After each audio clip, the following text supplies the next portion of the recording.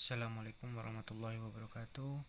Sekarang kita memasuki bab 2, yaitu koordinat kartesius, di mana ini kompetensi dasarnya 3.2 menjelaskan kedudukan titik dalam bidang koordinat kartesius yang dihubungkan dengan masalah kontekstual.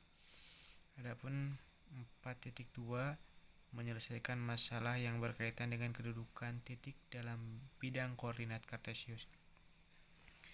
Dan tujuan dari pembelajaran ini diharapkan peserta didik dapat menentukan kedudukan titik dalam bidang koordinat kartesius yang dihubungkan dengan masalah kontekstual. Untuk peta konsepnya sudah dirangkum, yaitu koordinat kartesius. Di sini kita mempelajari kedudukan titik, kemudian sumbu X, sumbu Y, titik asal, titik tertentu, kemudian kedudukan garis yang sejajar, berhimpit, berpotongan, dan tegak lurus.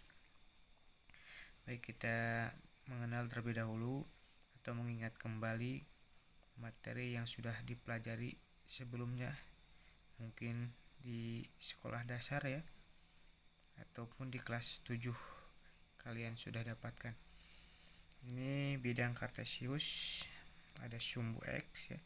Ini garis yang mendatar itu namanya sumbu X. Kemudian garis yang vertikal ini sumbu Y. Ini namanya bidang kartesius.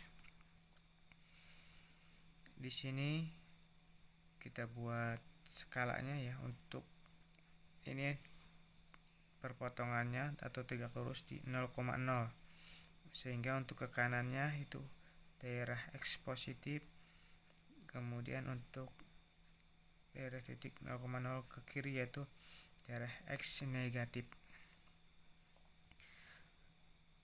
Yang selanjutnya untuk Y antara perpotongan 0,0 ke atas itu Y positif, kemudian untuk 0,0 ke bawah itu Y negatif. Di sini juga Bapak telah membagi 4 bagian, yaitu kuadran 1, kuadran 2, kuadran 3, kuadran 4. Di mana di sini dapat kita tentukan untuk kuadran 1 atau daerah yang pertama itu di mana X-nya bernilai positif, ini positif ya. Kemudian Y-nya bernilai positif juga. Ya, kita bisa lihat ini daerah positif. Sehingga untuk kuadran 1 itu X positif, Y positif. Kemudian untuk kuadran 2 bisa kita lihat bahwa X-nya daerah negatif, kemudian Y-nya daerah positif. Kemudian untuk kuadran 3, X bisa kita lihat ini daerah negatif, kemudian Y juga daerah negatif. Kemudian untuk kuadran 4 bisa kita lihat X-nya daerah positif, kemudian Y-nya daerah negatif. Kalau lihat dari sudut ya, ini sedikit tambahan, ini sudutnya sudut 90 derajat. Kalau kita lewatkan ke sini, ini sudut 180 derajat. Kemudian kalau kita ke kuadran 3, ini sudutnya dari sini ke sini ya 270. Kemudian dari kuadran 1 kita putar ke sini ke kuadran 4, ini sudutnya 360. Kita lanjut kedudukan titik. Di sini kedudukan titik terhadap sumbu X dan sumbu Y. Misalkan ada titik ya A, di mana A ini posisinya di X yaitu 1 ya. Kemudian di Y sama dengan 2. Jadi titik A ini berada di posisi 1,2. X-nya 1, Y-nya 2. Kita perhatikan di sini kedudukan titik atau sumbu terhadap sumbu X dan Y. Untuk titik A ya, jarak ke sumbu X itu sama dengan 2 satuan. Coba kita hitung ya, 1, 2 ya, 2 satuan benar. Untuk titik A, jarak ke sumbu Y itu sama dengan 1 satuan. Jarak ke sumbu Y, ini titik A ya, benar, ini 1 satuan. seperti itu ya. Jadi titik A ini kalau mau kita bandingkan atau jaraknya ke X itu 2 satuan, hitungnya dari Y. Untuk ini jarak ke Y itu hitungnya dari X.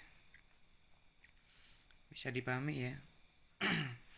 Kemudian kita lanjut terhadap titik asal dan titik tertentu. Di sini kita buat kesepakatan dulu, titik itu sama dengan objek ya. Jadi ketika di sini ada titik A, posisinya itu di negatif 4,2, artinya di X di negatif 4, Y nya 2 ya, 2 positif. Ini kuadran berapa? Ini benar, kuadran 2. X nya negatif, Y nya positif. Kemudian juga ada titik B. Titik B ini posisinya di X nya 2, X 2 ya, Y nya 1. Ini kuadran berapa? Kuadran 1, yaitu X positif, Y positif. Nah, di sini kedudukan objek A terhadap objek B. Objek A terhadap objek B. Posisinya bagaimana? A terhadap B. Jadi kita hitung dari sini, dari B. Maksudnya B ke A. Jadi berapa satuan? Hitung lurus mundur. 1, 2, 3, 4, 5, 6. 6 satuan ke kiri untuk menuju ke A. Ini belum sampai. Jadi tambah lagi 1 satuan ke atas. 1. Jadi 6 ke kiri, sumbu X, sumbu Y-nya itu 1. Seperti itu. Kita lanjutkan kedudukan garis dalam bidang koordinat.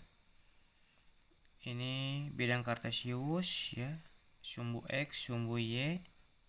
Diingatkan juga untuk menggambarkan sumbu X dan Y. Ini untuk etikanya ya. Peraturannya harus ada tanda panah, kemudian ada X dan Y. Ini pakai tanda panah ya, setiap ujung-ujung garisnya, ujung-ujung sumbu ya. Untuk garis L sejajar sumbu X, ini ada garis ya. L ini sejajar sumbu X, ini sejajar.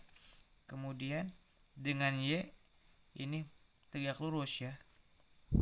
Ini tegak lurus. Kemudian yang B. Ini ada bidang koordinat kartesius ya. Kemudian ada garis L memotong X sejajar sumbu Y. Sejajar sumbu Y memotong sumbu X ini ya. Kemudian hubungan dua garis. Ada garis K dan L.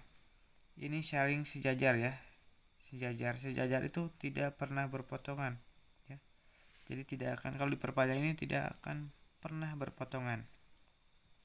Kemudian yang B. Ini ada dua garis ya, K dan L, tetapi berimpit. Ya, berimpit atau rapat ya. Kemudian yang C, ada dua garis K dan L. Ini karena tidak saling sejajar, itu akan berpotongan di satu titik di A. Nah, ini sebagai tambahannya.